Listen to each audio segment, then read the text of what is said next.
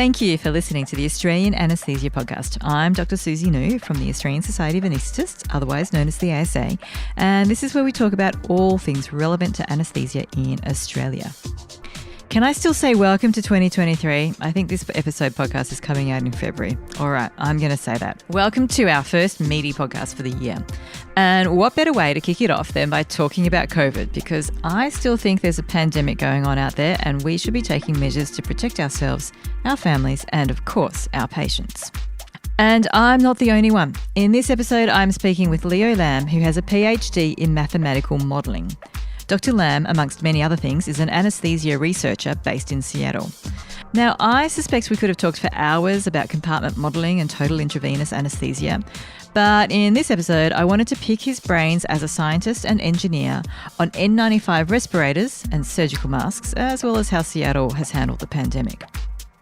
When I look back on the first episodes of this podcast, which can be found on the ASA website, by the way, there we were at the start of 2020 learning about respiratory protection, what an N95 respirator was, what fit testing involved, like we'd never heard about it before. So I can't help but appreciate how much we learned in such a short space of time. So in honour of everything that we've learned, let's revisit N95s and see what else there is to know about them with Dr Leo Lam.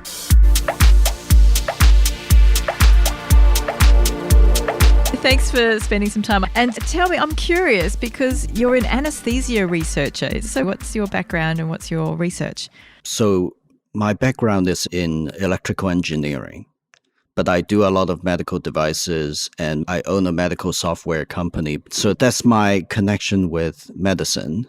And the anesthesia is we are developing technologies for the next generations of anesthesia pumps in OR. Oh, so all our TIVA pumps and things like that. Yeah, we are trying to reduce the already very low error rate. And you see that you've also got a PhD in mathematical modelling. Yeah, this is the weird thing. My electrical engineering PhD is in mathematical modeling of electrochemical reactions. I see. So that's why you know so much about electronics, about our anesthesia, our algorithms for the medications that we use. Right. All those compartment modelling systems and things like that. Yeah, and also how it's delivered in the OR. So I spend a lot of time watching anesthesiologists work and see how we can make it better. And so what has been your interest in N95 masks, or I should say respirators? How did that come about? I think everyone got impacted by COVID a lot.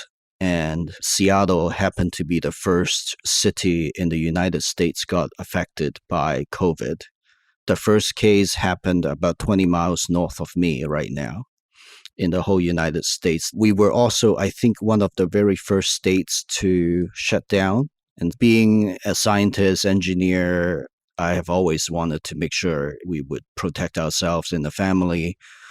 I already worked in semiconductor clean rooms before, so that was one of my previous specialty was in semiconductor manufacturing.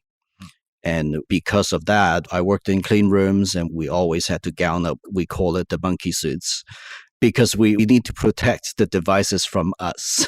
So when COVID hit, it reminded me of all those times. Oh, the PPE, yeah. All the PPEs, but the only difference is in a semiconductor clean room, you're protecting the product from you, not you from the product. Yeah, with a mask, it goes both ways. And it's been a while for me, so just remind me, where do we use semiconductors? Oh, semiconductors are in absolutely everything. Your cell phone, your computers, down to your washing machine. There's always a semiconductor chip in there. Transistors are the basic building blocks of all these chips. And chips will have billions of transistors inside. So they're everywhere. Just remind me, what do transistors do? This is like a year 12 physics lesson. Yeah, no, transistors are basically an on-off switch that you can use electronically to allow or disallow voltage to pass through. And you can use that as a digital gate. You can use that as an analog device, like in your powered speakers, the amplifier that run your speakers. Those you're using them in an analog way, but in all the digital applications, you're using them as a gate, an on and off switch, one and zeros. Why do they need to be protected from us? Why was there that need for the equipment? So when you are making semiconductors, you start off with a silicon wafer or other substrates. There are other semiconductor substrates as well. But let's say we start off with a silicon wafer, and then you do something called photolithography, which is drawing tiny little lines on the silicon wafer down to a few nanometers, tens of nanometers these days. And if you imagine that one piece of our hair is a few tens of microns thick, if you drop one piece of hair somehow onto the surface of a silicon wafer, you're destroying gazillions transistors. Wow. So by photolithography, we actually means drawing shadows on the wafer. And because these lines are so fine, you cannot have dust, you cannot have our perspiration, tiny little particles down to a few microns that can drop on it. You can kill a chip. Wow, that's fascinating. And so that's why you needed the full monkey suit, as you said. That is correct. Yeah. What was that like? What did your monkey suit consist of? Oh, monkey suits would consist of top to bottom containment. You would have to wear a mask, face shields, and it also depends on the grade of clean room you're walking into. There are different levels of clean rooms, and in comparison, an OR is not even clean, not even remotely. Wow. Because, for example, a person walk into a room automatically generate 500,000 pieces of particles, and in a clean room, for every cubic meter, there could be only 100 to 10 or 1, depends on the class of the clean room, piece of particles. Is there negative air pressures Yep. in order to achieve that? And laminar flows and all of those things are taken into account? Yeah. So when I was managing a clean room at the University of Washington, we had a class 100 clean room, and that's already considered roughly clean. It's not super clean. Intel is running class 1 clean room. And class 1 is presumably some measure of the number of particles per cubic. Yes, one piece of particle under 2 microns in size in 1 cubic meter of space. So with a class 1 clean room, you actually have floors that go right through. You don't have solid floors. So the laminar flow goes through your floor, goes from the top, draw it through your feet and into the ground underneath. Wow. So for each floor of class 1 clean room, you need 3 floors of floor space. So when you're going in there, are you wearing a respirator or a regular, what we'd call a surgical or a medical face mask? So for class 100, a face mask will do. But generally, even that, we try to fit an N95 if we are doing something more critical. But generally, a face mask will do because surgical masks are already very good with blocking about 2 microns size particles from your perspiration. And then you wear your full gown top to bottom, very much like the PPE during the height of COVID that covers top to bottom. And then you wear goggles. Anywhere that your body, especially around the hair, face area, you touch your face, you generate 50,000 pieces of dust. It's measurable. We never went in Australia, not as far as my experience. We never went to those full body Tyvek suit, but I'd imagine like the pictures that we saw coming out of Wuhan and out of Italy, the healthcare workers there were in those full body Tyvek suits. So I'm imagining that's what you mean by a gown rather than a surgical gown. Absolutely. So they are still doing it in China. They're still doing full body gown. In many cases, that could be a bit of an overkill, but they would prefer to be more safe than sorry.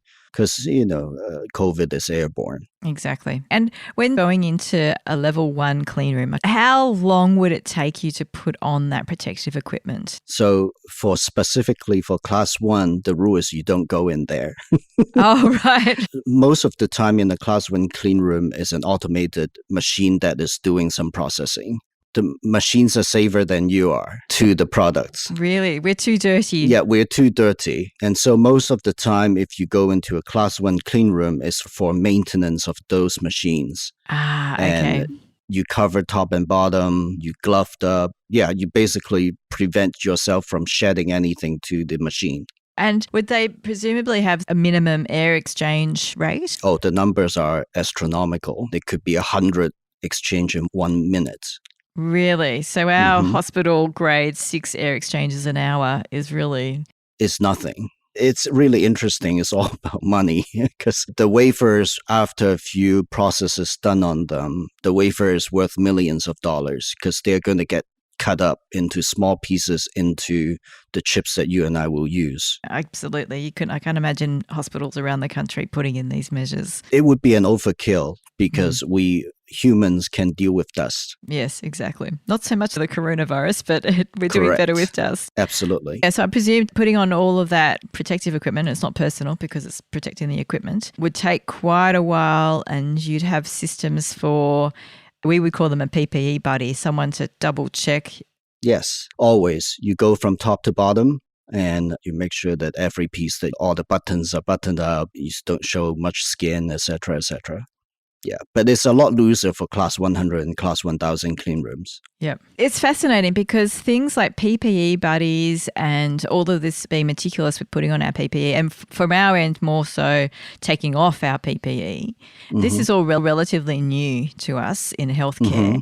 How long have these measures been around in your industry? In semiconductors, it's been done since the beginning. Whenever integrated circuits need to be made, that has to be observed. It's not new. It's been going for 50, 60 years. Wow, since the beginning of computers, basically. Yeah.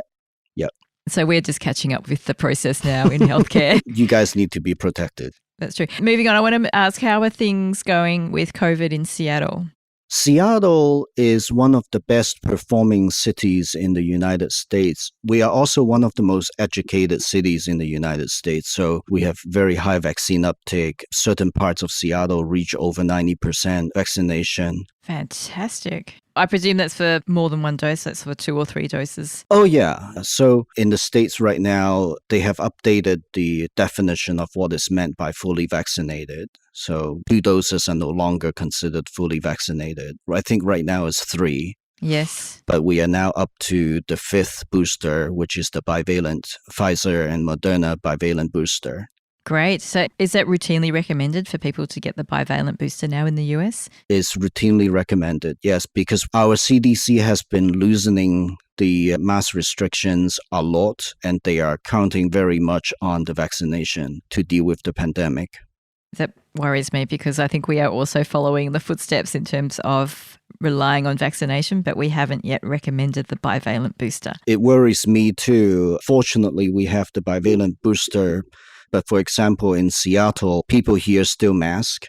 But you may have heard that in many parts of America, they are really against mask mandates. And in fact, there is no mask mandates in Seattle either, except for in healthcare environments. But people still mask. That's fantastic. Yeah, we're following Asia's footstep. I was just recently in Asia, and when I went through immigration, each immigration officer had their own air purifier at their desk. Absolutely. It looks great to me, and it explains why their cumulative death per capita is so far below America. The United States, in terms of COVID death per capita, we are a dumpster fire. We are the 13th worst in the world. Yeah. Out of 190-something countries. And probably the highest of the OECD nations. Absolutely, yeah, by a long shot. Oh dear. So there's no mask mandate, and are the community generally going around in surgical masks, cloth masks, N95 respirators? Is there much of an understanding there between the different quality of masks? I think the understanding is there that N95 is the best. We are really following Asia footstep here. There are a lot of people who don the KF94, which is the Korean version of the N95. It gives you a little bit more space at the mouth area. Some people wear the 3M Aura. Wow, good mask. Yeah, which is an N95. It's quite expensive. It is. Yeah, I think it retails for about $2 to $3 a piece. But people would at least wear a surgical mask. Very few people wear a cloth mask, although all of the masks are better than nothing. Correct. I wanted to go through your thread. My summary of it, and please correct me if I'm wrong, is that when we're looking at doing randomized controlled trials on N95s versus surgical masks, we're looking at the wrong study design. That N95s are a physical device, and so that we should be studying them like we study other physical devices. Is that a summary of your thread? That's pretty accurate. And my goal for writing that thread was to let medical professionals be aware that in the physical science world, we use observable phenomenon as the gold standard. that is actually the most direct way of testing anything at all. Randomized control trials are very useful for medications and some medical devices because the effect of the medication cannot be observed directly, as in you can't follow the pill as it disintegrates, as it starts turning into small molecules and interact with cells and membranes, etc. You can't observe that. You can only observe the secondary effect of the intervention. But with physical interventions like parachutes, seat belts, you don't need the randomized control trials because actually doing that would be absolutely unethical, right? And face masks should be the same because it is a physical device that is experimentable and measurable by existing sensors and particle generators. Someone put it to me recently that humans are the definition of a chaotic system. It's quite right, yes. I was speaking to someone who's got a PhD in mathematics, so please do enlighten me on this. But they said then because we're giving medications, for example, to humans, which are a chaotic system, that's why you have to do things like randomized control trials. Yeah, absolutely. Randomized control trials has its place. It's the best mechanism to observe a secondary effect instead of a direct observation. So RCTs are extremely valuable. I have done RCTs for medical devices before. It is the gold standard for secondary observation. And so we can measure, as you said before, the direct physical properties of an N95 or a surgical mask or other type of protective device. Some people, and you mentioned this in your thread, say that this laboratory testing doesn't equate to real-world results. So what do you say about that? Oh, that's very simple. What would they say about seatbelt testing? Do you sit someone in a car and crash it to check the seatbelts? You don't. You simulate it as well as you can. And if you look at the setup, like NIOSH, the American Standard Authority, how they set up the test, it's as close to a real life situation as possible. And even if it's not exactly super real life, you can't simulate all real life situations. So you standardize certain sets of variables, use that as a measurement to get the data for relative safety of the face mask. If you're using one standard for N95, you use the same standard for a surgical face mask. You measure the same thing. You get the relative difference between their efficacy. Strictly speaking, in physical measurements, there are limits, but the limits are not going to generate enough error that a randomized control trials would generate. I wanted to come back to what you said about the N95s. They're quite expensive, but you are seeing them in the community, which is good. And there's been a little bit of work on reusing them. Is that based on physical observation data? Yeah, so this is interesting because of the fact that we can measure these masks directly. Some faculty at the University of North Carolina and EPA, the Environmental Protection Agency in the States, have done experiments on soiled face masks that have been reused, and it still shows great efficacy after multiple uses. So in a way that this gives you a very quick answer on whether one, reuse to save resources, or two, reshind. And the answer is you can reuse it. So there was a recent paper from McMaster. It was published in the Annals of Internal Medicine on the 29th of November. Compare N95 versus surgical masks in healthcare workers in 4 different countries. Have you had an opportunity to look at that paper? I did. And what are your thoughts on it? It's had a lot of commentary recently in the medical press. Yes, and I made a lot of commentaries on Twitter because of my understanding of the physical science of face mask. Number one, that study is pretty poorly designed in the sense that they kept changing the protocols of how they measure stuff from when they started to the end. It's different endpoints, different way of measuring it. Another problem is that it lacks equipoise. There is no uncertainty of whether the mask is useful or not. So you really shouldn't have even done that study. Number 3 is that there's no way to randomize a mask. Everybody that wears the mask know whether they are wearing a mask or not. They might change behavior because they are not wearing a mask. They might change behavior if they know they're wearing an N95. You never know. And those add confounders to a study that is supposed to measure two narrowly defined variables, the N95 or the surgical mask. And another thing is you can't really build a real control for a randomized controlled study in the control arm for a mask. What is the control of a mask? It would be a mask that doesn't work or a no mask, right? Either way, it's unethical. Unethical, absolutely, yes. So for those people who scream and yell, randomized control study for mask, I encourage them to write a protocol that they would accept and that would pass an IRB for ethical reasons, because it can't be done. Exactly, because as you said earlier, it's a physical device. Yep. And we can do the direct measurements, right, rather than looking at these population-based so-called randomized trials. Yeah, because it's not randomized nor controlled. No. And so they can call it whatever they want, but it is neither R or C's. Yes. And since it's neither R or C's, there's no T. It's fascinating. When I went through it, the group that were in the mask group, the surgical, or as they call it in the paper, the medical mask group, right, they could wear an N95 at any time that they wanted to if they were doing a high-risk procedure.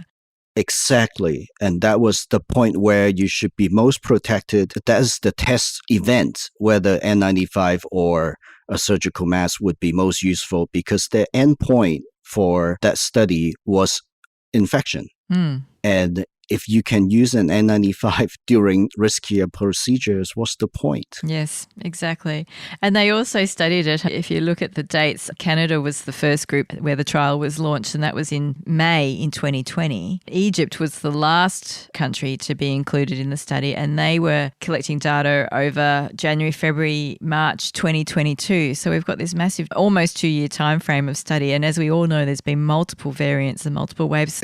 So we're not even studying the same particle, if you like, to put it in physical sense. Exactly. Yeah. And the transmissibility between Omicron and Delta are so different. Yep. As well as obviously the baseline difference in the subjects in terms of vaccination being rolled out. Yep. And then I think the Canadian group had very low seropositivity at the start because thankfully at that time many people weren't getting infected.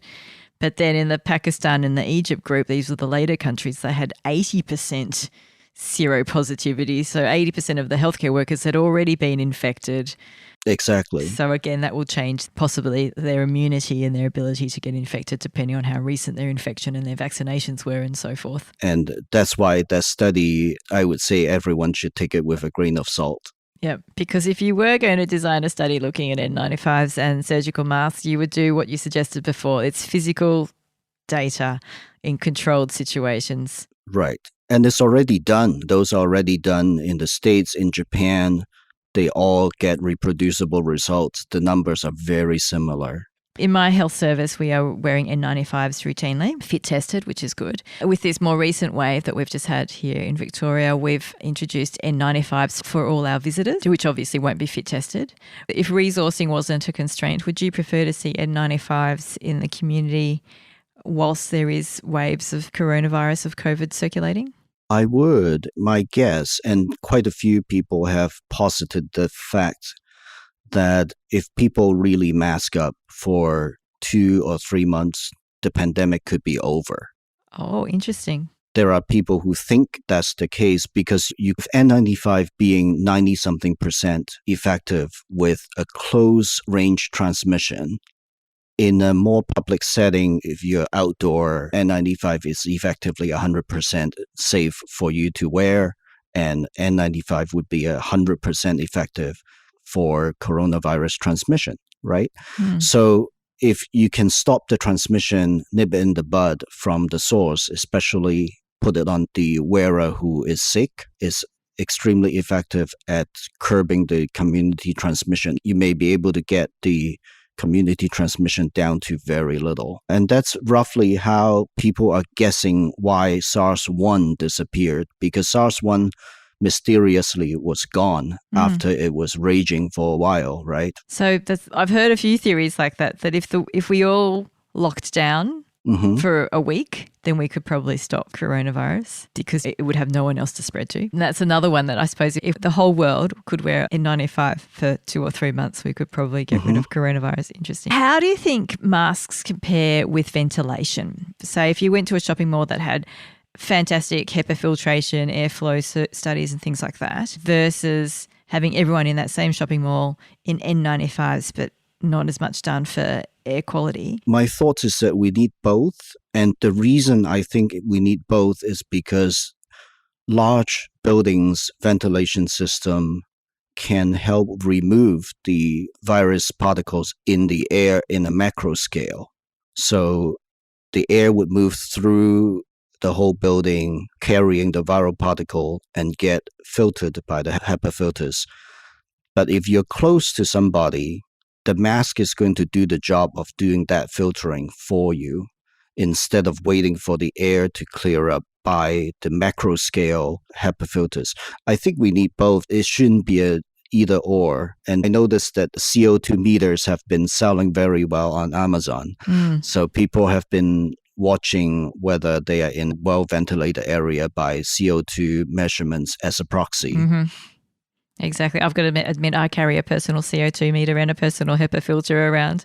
Join the club.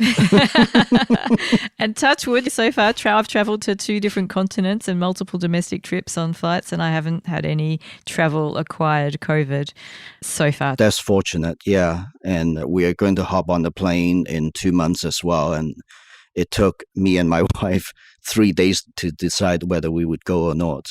Good luck. And I've done a trip to Europe and had the 14-hour flight and slept in my N95 quite comfortably for that flight. So I'm lucky I don't get any side effects from wearing an N95. And I'm sure you'll take all similar precautions. I hope you also have good luck with your travel. Yeah, we have the Aura mask going, and each one of us would have our personal HEPA filters that can plug into the plane, and we'll do all we can, and we probably won't eat on the plane. Yeah, no, a lot of people won't eat as well. Are you fit tested? Did you have to do that as part of your professional when you were wearing N95s? No, we fit tested by size only. We didn't really do much more than that. Is there anything else that you wanted to say about N95s, about the way we're approaching our thinking about them, or about the pandemic in general? I think we covered just about everything that I would say is the fact that it's directly measurable. Any other requests on RCTs are pretty much moot at this point because we know they work. And my thinking is that those who are still against masking are not based on scientific facts, but on ideologies. And I think lives are worth saving. Good points. And follow the science, and lives are important. Right. Lives are worth saving. Yes. Exactly. Thank you very much for your time. It's been lovely meeting you, lovely chatting with you. Lovely meeting you too. Well, I want to thank Dr. Lam for his insightful comments. You don't get to hear some of the chat that I have with people before and after the podcast, but it was such a fascinating conversation, and I really enjoyed getting to know him. As you were listening, I hope you are all furiously nodding in agreement that COVID is airborne. I am completely humbled learning that many workplaces in other industries outside of healthcare have been practicing respiratory protection with measures such as masks, high air exchangers, air filtration, and having PPE buddies long before we even heard about it or were doing it routinely in health. With the ongoing nosocomial COVID infection rates, that's people, patients or visitors coming to hospitals and catching COVID from another person in hospital, I think we still have some room for improvement. The ongoing public health advice is to get vaccinated, wear a face mask if you're indoors or in a crowded outdoor setting, improve ventilation in your home, and I would add wherever else you can, get tested if you are sick, and by all means, don't come to work if you are unwell. I suggest stay home and listen to more podcasts. All right, with that, welcome to 2023. I hope it's a year that we all stay safe and well, and thank you again for coming on this journey with me.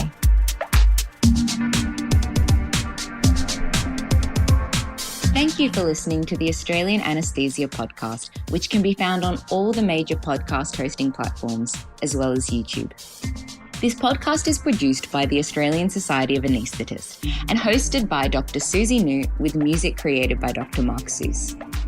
The ASA was formed in 1934, and our vision is for every anaesthetist in Australia to be at their best, providing the highest quality anaesthesia and perioperative care through excellent technical and non-technical skills. We also hope that this means that you are functioning at your best when you're away from work. In this podcast, we have conversations that seek to inform, challenge, and inspire you to keep you performing at your best. Members of the ASA can access full versions of all episodes by logging into the ASA website at asa.org.au. If you are listening on your favourite podcast app, then make sure you look at the episode notes for the direct link to the podcast on the ASA website. Also, feel free to follow or subscribe so that you can receive the latest episodes as we do publish regularly. If you have any questions or feedback, please feel free to email us on podcast@asa.org.au. Thank you for your time, and we hope you enjoyed listening.